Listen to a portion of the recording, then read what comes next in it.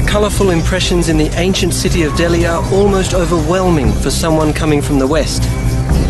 Exotic and totally foreign, they reflect a culture that has one foot in the past and the other solidly planted in the future.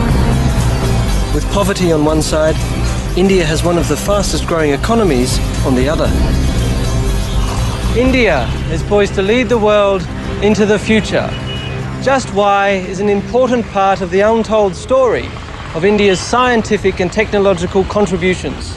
Contributions that have been decisive in shaping the present.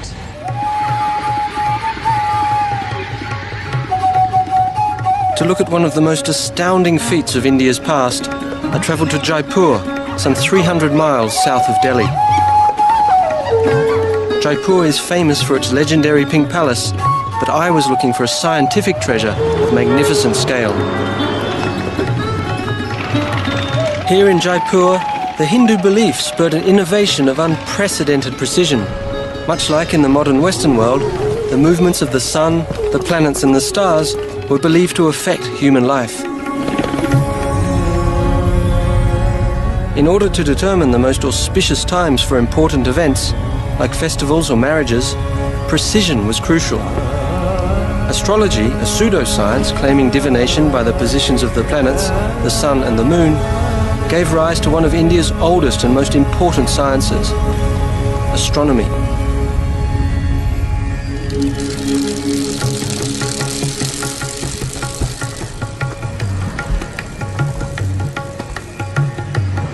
I'd heard and read about the Jantar Mantar, but nothing quite prepared me for this unique sight. The Jantar Mantar is one of 5 observatories built by Maharaja Jai Singh more than 300 years ago. What looks like a giant playground is in fact an architectural and astronomical marvel.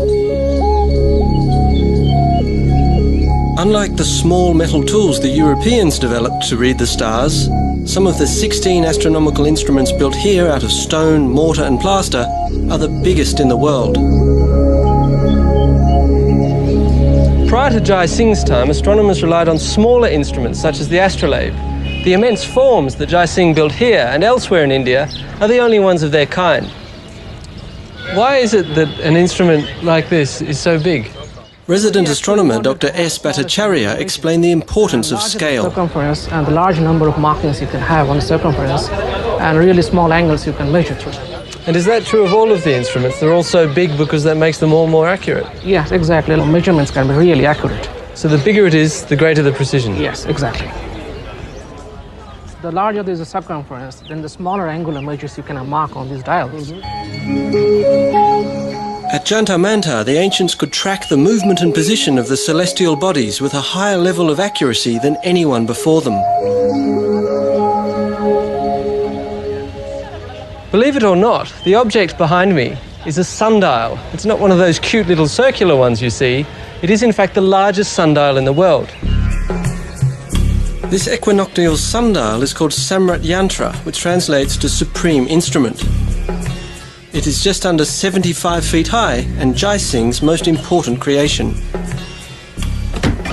And these steps run 164 feet along the gnomon, the structure that creates the angle of the sundial. Jai Singh oriented the structure to the north. On an east-west line, he positioned the axis of a hemisphere to create 2 quadrants.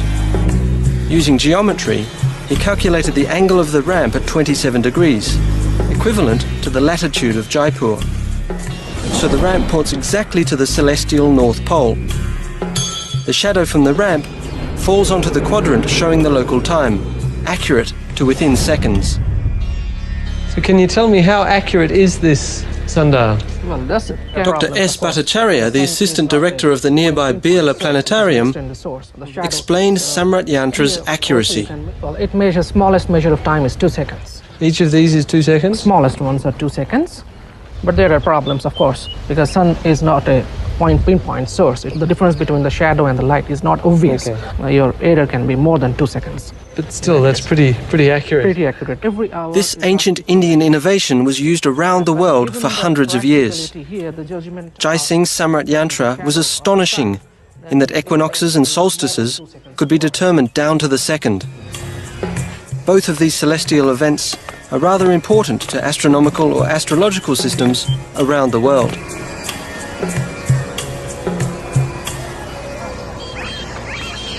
But he didn't create something out of nothing. Jai Singh's designs capitalised on a dimension of science and technology with much older roots in India's history: mathematics. It all started with a dream.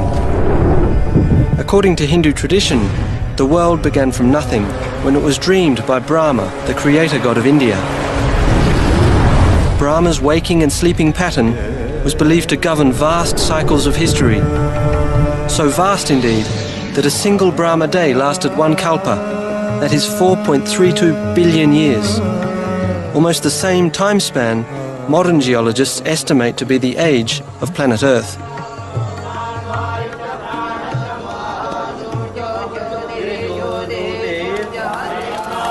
Ancient Hindu chants and writings contain calculations of these Brahma cycles, outlining Indian mathematical works back to the 4th century BC. Interestingly, the ancients used words to express numbers. The word arms was used as the number 2, since humans have 2 arms. But words didn't lend themselves for calculations, so around 10 BC, they were replaced by symbols. Prior to the Indians, the Babylonians had 2 symbols. This symbol signified 1, 60, and 3,600, and this symbol signified 10.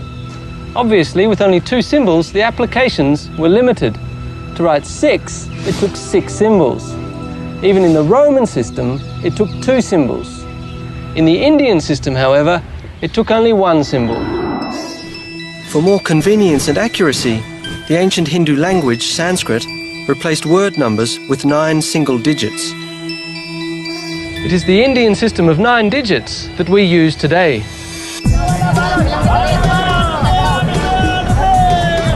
Traders and merchants were looking for an easy way to count and calculate. So commerce became the motor for ancient Indian mathematics and a numeric system that invented this crucial digit. It's the last symbol of this ingenious system for which we remain forever indebted to the ancient Indian thinkers. 0. For them, the symbol stood for the Sanskrit word shunya, meaning nothing. But once the concept became a symbol, mathematical computation was born. Just like Brahma's dream, from nothing came everything. The impact of India's long history with the 0 can be felt across our high-tech world. No 0, no binary system, no computers. Without the concept of 0, modern mathematicians and physicists would all be out of a job. All of this, the computers, the software, would be impossible without the preeminent ancient Indian invention, one that's been called the equal of any single human achievement, right up there with mastering fire or the invention of the wheel, the invention of the concept of 0. Numbers have become so much a part of our daily lives that we forget where they came from. And if you ask most people about the origin of our numbers, they'll probably say they were Arabic, and that would be wrong. It's not difficult to see how this mistake occurred. Arab traders introduced the 10-digit system to the West around 900 AD. But even in their own records, Arab scholars refer to the Indian system. In all likelihood, the Arabs picked up the Indian way of counting in a marketplace, much like this one. It was a time when knowledge was bartered and traded like a commodity, when merchants from China or Arabia travelled to India for treasures found nowhere else, like spices, gems, and a special metal with far-reaching impact.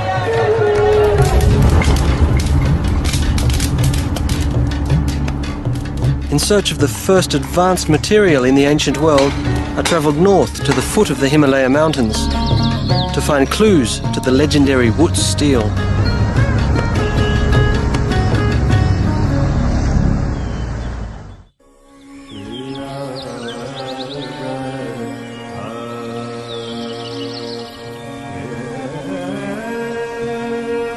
From the dawn of their civilization, the Indians wisely utilized what the land provided, devising methods to shape nature to meet their needs.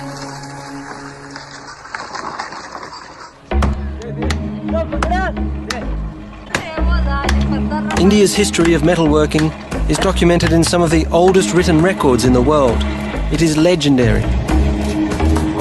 Yet only a few tantalizing clues to the source of that legend remain. Here, along the road to the Himalayas, I'd heard there were groups of itinerant workers who still retained one of the main skills of the ancient Indian metalcraft.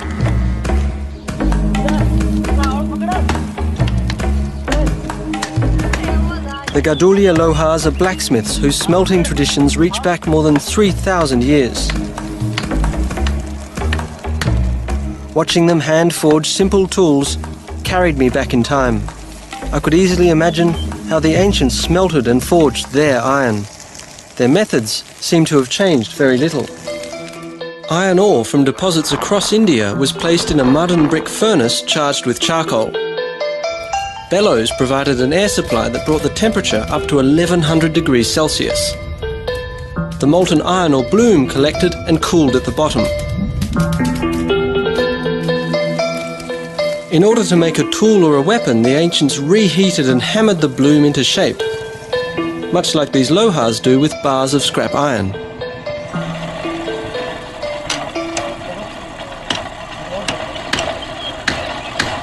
After a few whacks with the hammer, I came to appreciate the blacksmith's skills.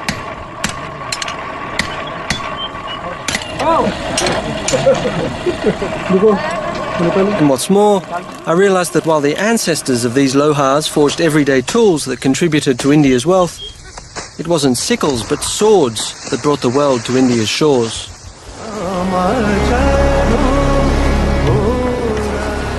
When in the 11th century AD, European crusaders felt the effect of Islamic swords in battle, their war stories launched the legend of the Damascus blade.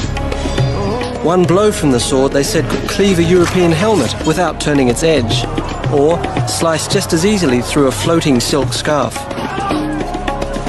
Though the swords were forged in Damascus, the capital of modern Syria, the steel and the technology came from India.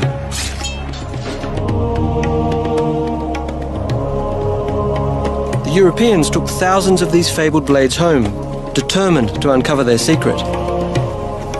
Yet, the formula remained a mystery for centuries.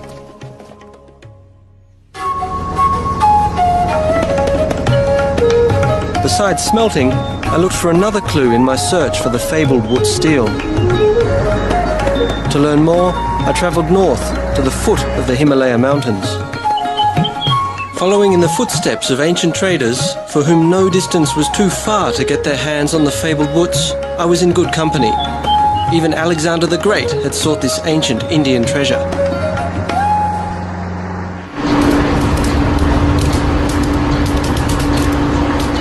Today at Windlass Steel Company in the town of Dehradun, they're making replicas of the Damascus blade.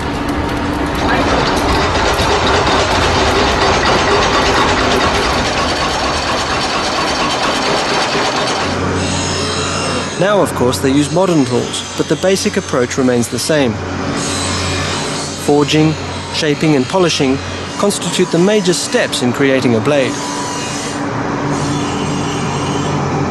Still, the big question remains whether the modern replicas retain more than just the look of the legendary steel. One legend would have us believe that to give the sword its finishing touch, the metal was cooled by thrusting it through the body of a muscular slave, to have his strength flow into the sword. And that's not the only outrageous tale. Others believe that the strength of Damascene steel came from quenching the sword in the urine of a red-headed boy, or in a goat that had eaten ferns for 3 days, neither of which got them very far. In the centuries after the Crusades, many sought to replicate the swords of Damascus, but most achieved only the appearance, not the properties. In fact, it took nearly till 1975 to unlock the secret of the Syrian sword, of Indian wood steel. The irony is, the most important legacy of the ancient Indian metalworkers was not the recipe of the steel, but a byproduct of the search for it. Over the centuries, many metallurgists came to believe the blade's secret lay in its unique surface pattern called water structure. The pattern, some suggested, indicated that carbon content was the key. And while that was true, all attempts to reproduce wood steel failed. And we have some latest equipments also. In a modern lab where they develop new steel products, I met Mr. S.K. Mahajan, a sheet metal expert. Okay, what changes with steel? He's benefiting from the search for the secret to wood steel. There are a lot of developments in the automobile sector, white goods sector. Across Europe, researchers compared different metals under a microscope. They never found the secret to the magnificent metal, but what they did find was a lot of very useful information. So one byproduct of the search for wood steel was metallurgical microscopy. Discovered in 1822, it is still used today to evaluate the strength and purity of metals. So this is what happens inside? This side, I'll show you the rolling mill. To see another byproduct of the search for wood steel, I took Mr. Mahajan up on an offer to inspect a rolling mill. This is one of the largest sheet metal producers in India. For centuries, metallurgists and blacksmiths tried mixing iron with everything from zinc to lead in an effort to replicate wood steel. Along the way, they took note of various new combinations and the interesting properties they had. In 1822, an English researcher by the name of Michael Faraday added chromium. He didn't get woods, but he did get a steel alloy which we could hardly live without. Stainless steel evolved from Faraday's inspired research. What would we do without it? Using heat and pressure, the alloy steel sheets are processed to become appliances, automobiles, and other everyday tools and utensils. What makes stainless steel so desirable is that it doesn't rust, a property we easily take for granted. Today, steel alloys are the backbone of modern life, everywhere in the world. Owing a profound debt to the ancient Indians, we use them anywhere from airplanes to operating rooms. But besides wood steel, the ancient Indian metalworkers had more tricks up their sleeves. And to see some of their most monumental achievements, I travelled to the East Indian state of Orissa. Because it was here where in the 13th century AD, King Narasimhadeva commissioned a magnificent temple dedicated to the Hindu sun god Surya. Sun worship is one of the oldest forms of religion, not only in India.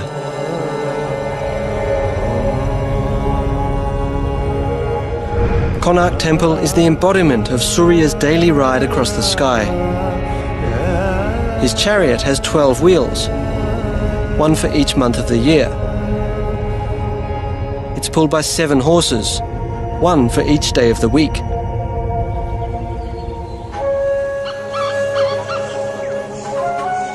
Konark Temple is one of India's most astounding sights.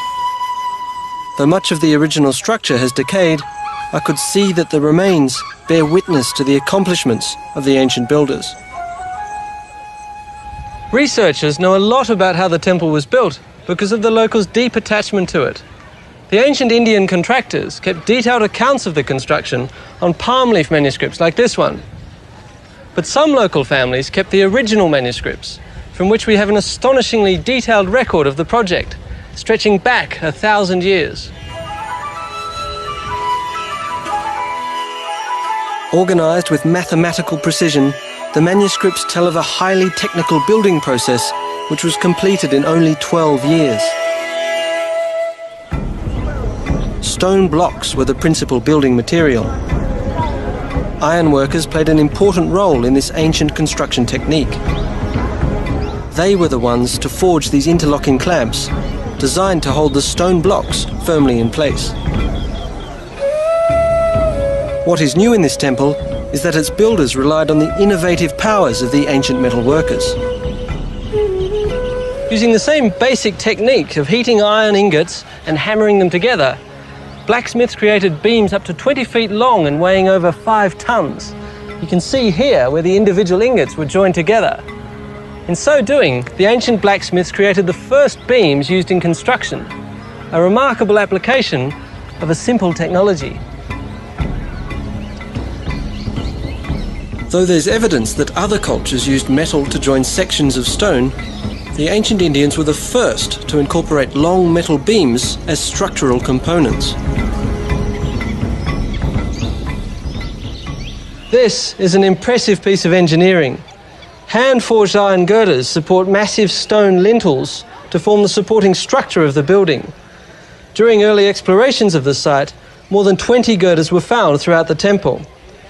Now, given that each of these girders weighs around 10,000 pounds, and the stone lintel probably just as much, it's truly amazing that the workers could lift such a massive weight. The mystery was solved when researchers analysed the palm leaf manuscripts. It seems the builders relied on an imaginative mechanism created by the blacksmiths and a local source of auxiliary power. Using hand-forged iron pulleys and ropes, the stone lintels were placed on wooden planks. Elephants were trained to step on these to raise the lintel pieces in the air, while a team of men pulled on the ropes to set them on the girders. Throughout the construction, elephants did the heavy work. From lifting to grading, they were not only the cranes but the bulldozers, levelling the building site before the foundation was laid. Their labour has made them immortal. When you think how important elephant power was to the temple builders, statues like this one make a lot of sense. The elephants deserve to be remembered for their contribution to one of the great monuments of ancient engineering and architecture.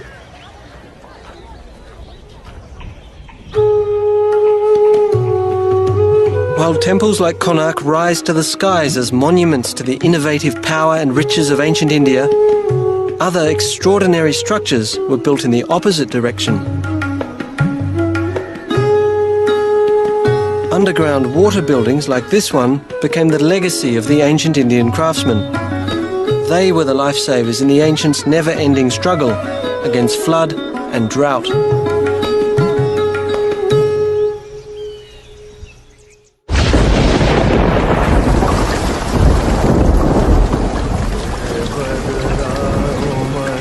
The monsoon's powerful rhythms have shaped life in India since earliest times.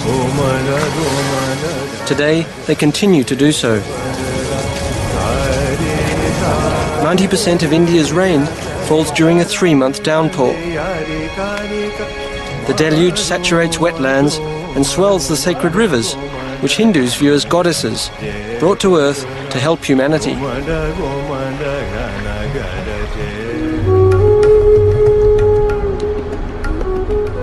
For those living in arid regions, the monsoon brings life. The need for water during the 9 dry months inspired the ancient Indians to develop a unique architecture. This is one of the most spectacular examples of ancient water harvesting structures. This step pond in northern India taps into a deep reservoir where it is believed sacred rivers mix. This stunning structure allows access to groundwater year-round. Its step architecture is one of India's most ingenious inventions, showcasing the expert skills of the ancient Indian stoneworkers. This style of architecture, which is unique to India, is called a water building. This particular one, the Chandbauli step pond, is the largest of its kind. Step architecture, which could be round or rectangular, was designed to meet both practical and spiritual needs in India's driest regions. Stone blocks became steps, facilitating the long walk down to the life-saving resource. And a long descent it was. The pond is over 5 stories down, and farther still when the water level drops during the dry months. With stone blocks, you could build square corners and curves and keep the layers level, regardless of the incline. Whereas temple architects used stone blocks to build upwards, creating vaults and chambers. Step wells and ponds were built in the reverse direction. But first, they had to find the water. A large tree was often the clue to the source. Near the tree, a rectangular well was dug to check the depth of the groundwater and confirm its purity. The well was widened into a rectangular pond, which was then lined with stone blocks. The step architecture kept the walls close together to reduce evaporation and ensure that the pond stayed cool. Allegedly, this was done with a special effect in mind. Indians have a long tradition of water cooling methods. Evidence indicates that evaporation was put to a novel purpose centuries ago. European accounts of the 19th century tell of rows of shallow pottery vessels containing water, which were covered with straw and exposed to a draft. The evaporation chilled the water and could even produce small quantities of ice. Let's see if it works.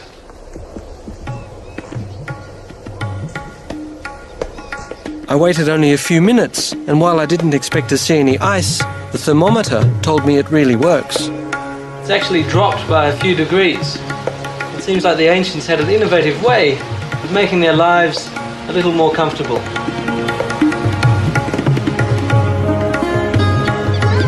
Dating back 1,000 years, water buildings like these show the advancement of ancient Indian science and technology. And what's more, the water harvesting techniques that sustained them for centuries are now inspiring modern applications.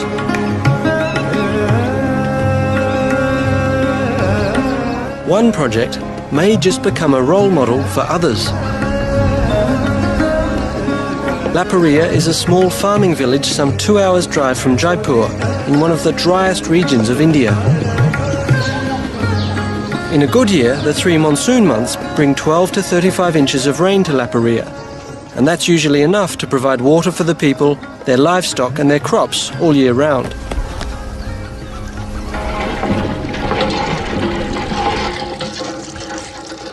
However, the monsoon is, well, the monsoon. In some years it brings 35 inches of rain, in other years only 5. With the population of the area increasing, water shortages become a serious problem. In 1982, a water management crisis inspired a local visionary. He tackled the problem using an ancient yet innovative approach.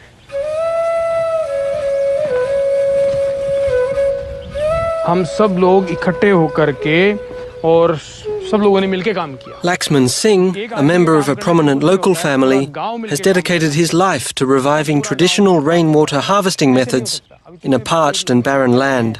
तालाब बने हैं, सारे लोग निठल्ले ना बने, कम से कम. Mr. Singh explained that before he took up this cause, most modern approaches had failed because they were foreign to the villagers. So instead, he reminded them of their ancient wisdom.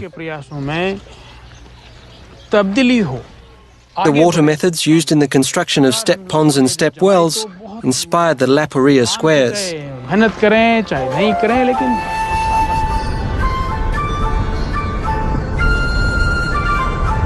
Based on an ancient technique, the starting point is a gentle slope in the landscape.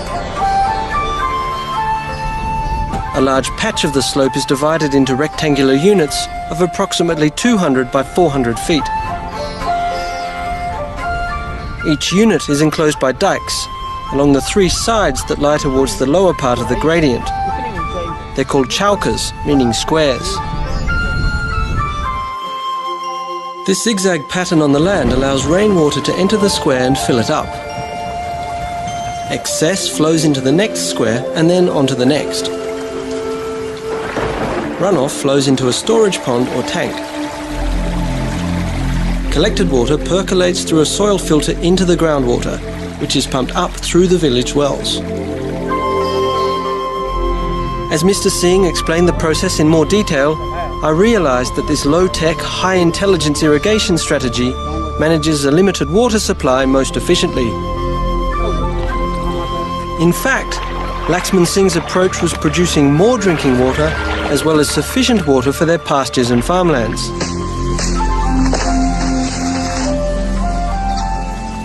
As it turned out, the ancient technology was very successful. 2 figures indicate the success here.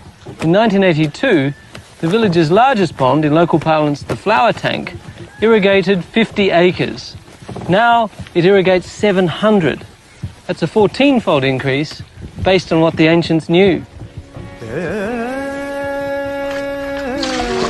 And what's more, the example set by La Paria can serve not only as a role model for India, but for other arid regions across the planet.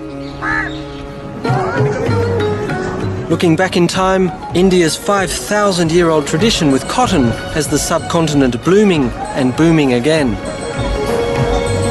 Nearly 200 years ago, it helped spark the Industrial Revolution. And today, this unrecognised contribution has India poised to regain its first place in the global textile market, providing the world with the fabric of our modern lifestyle.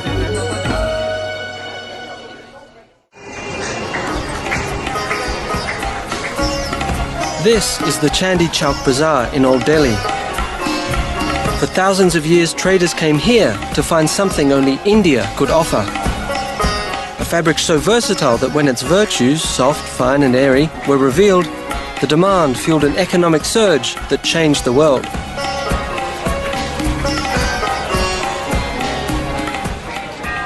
I'm standing in a sea of a product that made India bloom and boom. Everything in this market is made of cotton. Deep within these colourful fibres is another untold story of India's contribution to our technological past.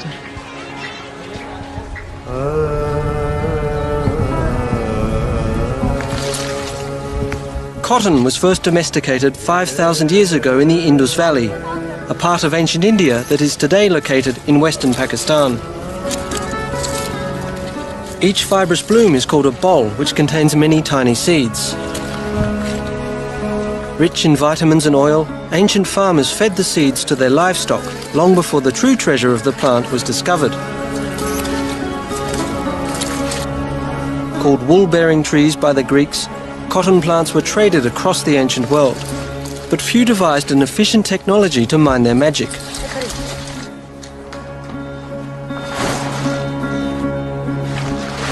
Cotton seeds are extremely difficult to extract, especially when ginned by hand. But the ancient Indians had already invented a more efficient mechanical device millennia ago. The churka uses two rollers, a mechanism similar to an antique clothes wringer, which pinches the cotton balls, pulling the fibres from the seeds.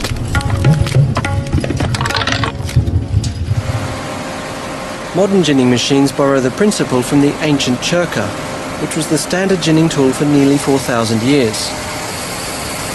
When in the 18th century the Europeans tried to mass-produce Indian-quality cotton cheaply, something unforeseen happened. European inventors stimulated the Industrial Revolution, launching the age of machines. And although machines were able to replicate most of the legendary Indian process, one crucial manual step was never duplicated by a machine.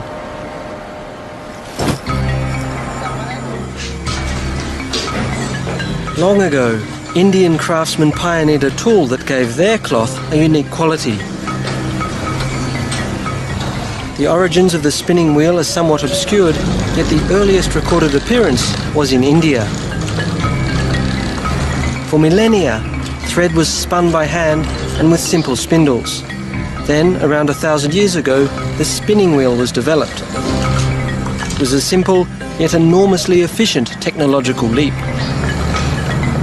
The wheel turns the spindle, which gently twists and collects the thread. The spinning wheel was so efficient that in skillful hands the normal daily output could be doubled, and yet the legendary quality was retained.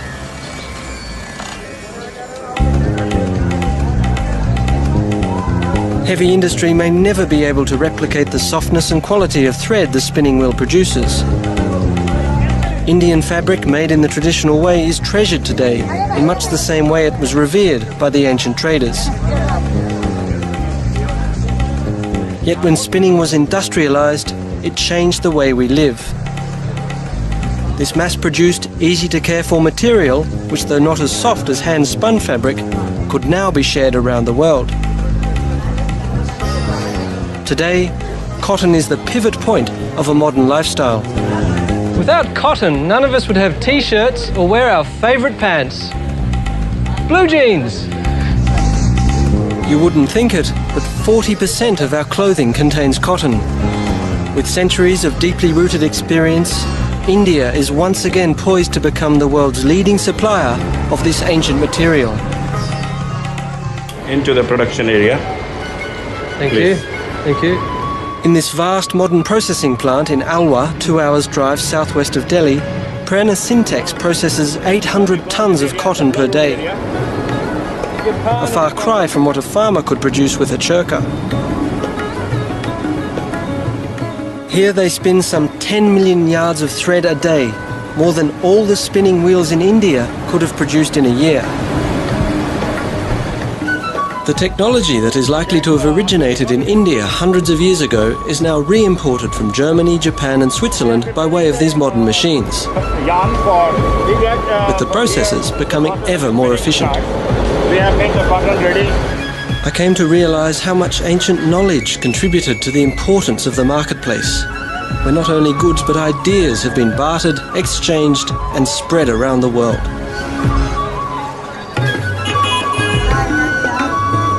For thousands of years, merchants have come to buy, sell and trade here in the bazaars of India, returning home with Indian cotton goods, new ideas, perhaps ingots of raw wood steel, and of course the famed Indian spices so coveted around the world.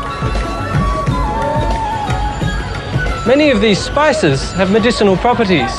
In ancient times, most medicines came from plants. According to the ancient Indian physiological texts, the state of one's health can be attributed to one's eating habits. Science has shown that some plants have curative powers. Willow bark is the basic ingredient for aspirin. Spices like garlic are believed to boost the immune system and help with minor ailments. Drawing from these ancient prescriptions, herbal medicine has become big business not only in India, but worldwide. Native spices and herbs are mixed in a variety of combinations by more than 8,000 pharmacies. Global demand is difficult to calculate, but herbal products in India alone constitute a billion-dollar market.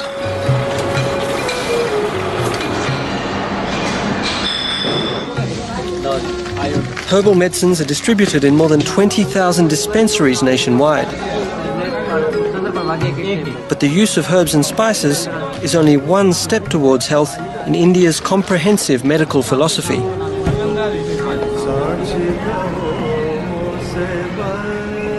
Near the sacred Ganges River at the Kripalu Bagh Ashram, I found the ancient Indian healing practices still very much alive.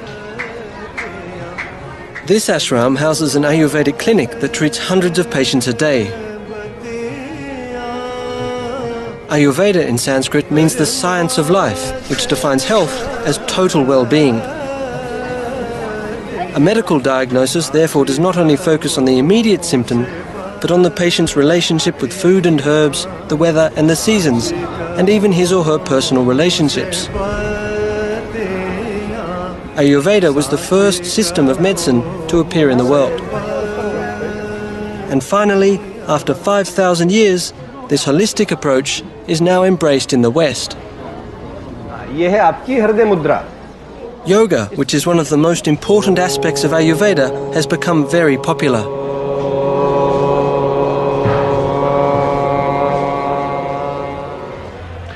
I'm here to learn what I can about Indian medicine. Since it all began with yoga, yoga's where I begin. Let's see what they can teach me. I joined the class at a crucial point. They were just getting ready for a breathing lesson. Ancient yoga principles emphasize the importance of deep breathing and muscle control. Recent findings indicate that yoga boosts the cardiovascular system and relieves anxiety.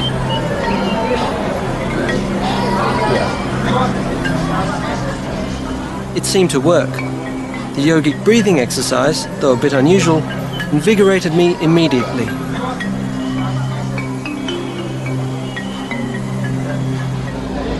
Well, it may look simple, but I've just learned that breathing, which is one of the foundations of yoga, is a complicated business. I have a lot to learn. Hepatitis B को मैंने ठीक किया, इसे मैं मानता हूँ. Yoga master Ramdev Ji took the time to tell me more. As a medical technique, yoga's goals are to restore the flow of vital energy around the body, to treat a variety of illnesses. और इससे हमारे heart के blockage से लेकर के cancer. These old-school methods have recently had to withstand our Western benchmarks of science. Yogi Ramdev Ji thought a demonstration would best make the point. Postures and stretching appear to increase circulation to the limbs.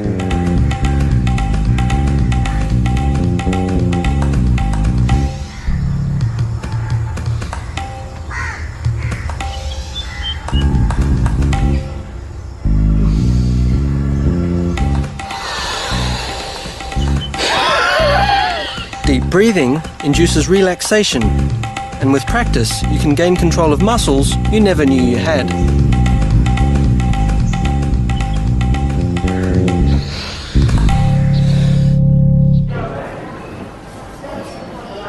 While yoga has reportedly helped patients suffering from afflictions like asthma and arthritis, the long lines of people at this clinic were clearly hoping that Ayurveda could do much more. I couldn't think of a better way to learn about Ayurveda than to become a patient of an Ayurvedic doctor. So I scheduled an appointment with Dr. Gaval.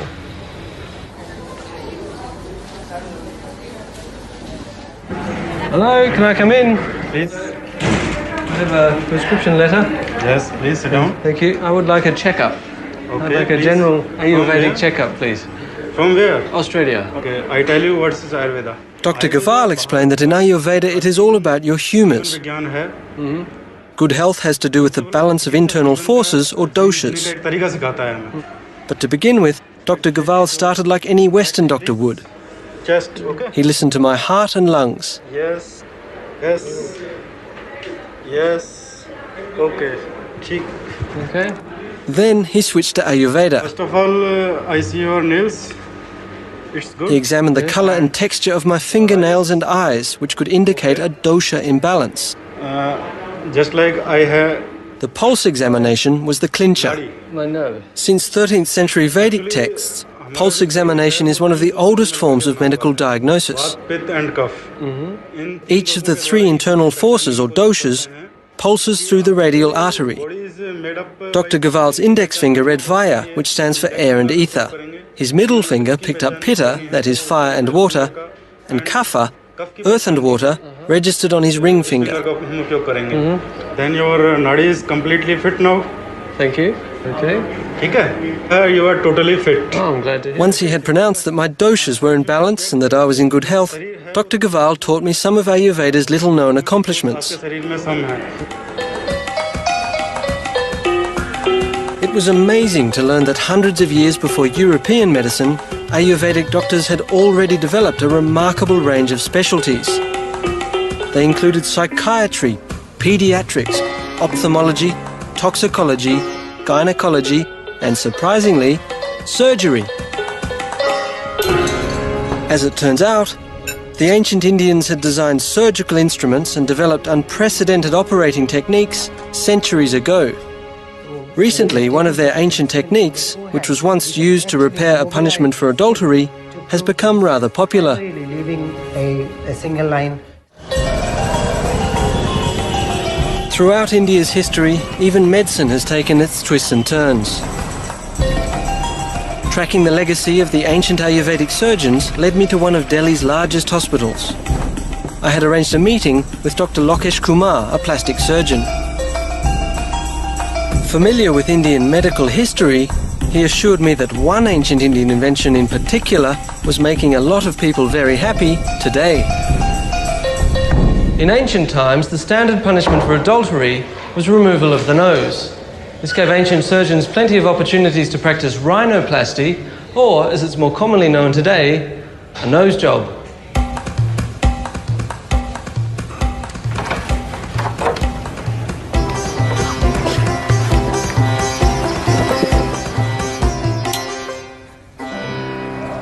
Dr. Kumar, it's fair to say that Indian doctors have been doing what you do for a very long time. Well, this operation of rhinoplasty, it evolved in India. The earliest description, that is 600 BC, was the tissue taken from the cheek. Right. But the basic principle remains same. So what you're saying is that the practice you do today is exactly the same as the ancient practice? That's right, because the reconstructive rhinoplasty has been practiced for ages. We mark it. Except for a slightly different measuring technique, little has changed in the procedure invented by the ancient Indian surgeons. For making the nose. A leaf was used to measure the area to be covered. A flap of skin was dissected from the cheek or the forehead and flipped over. One side remained attached to provide the blood supply. The flap was then sutured to scarified areas on the cheek. Wooden tubes were inserted to form the nostril. The essential technique of moving skin from one place to another is exactly the same as the ancient technique. Well, that's right. Why we take the tissue from the forehead is because the skin here is quite elastic. And when we have taken sufficient skin from the forehead, we can actually mobilize the skin to close the defect. So you can get a new nose and clean up the wrinkles on your forehead all at the same time. Well, that's right. You get the forehead wrinkles removed as a bonus. I wouldn't mind a bit of that. What most impressed me about my visit to Dr. Kumar's was the sheer antiquity of plastic surgery. For centuries, this ancient Indian idea has been a true blessing for those who desperately needed it, and for those who are merely looking for a little improvement.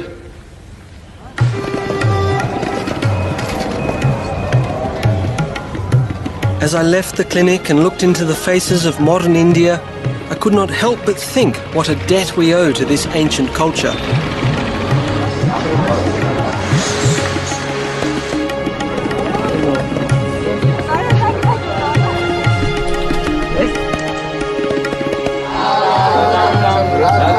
From mathematics to architecture, what we wear to what we eat, our lives have been shaped by an ancient wisdom. For 7,000 years, India has provided the world with its riches.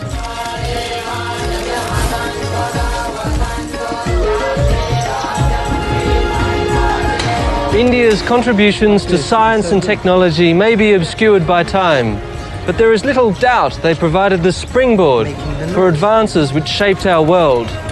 Given India's track record, one thing seems certain: what the ancient Indians knew is worth rediscovering.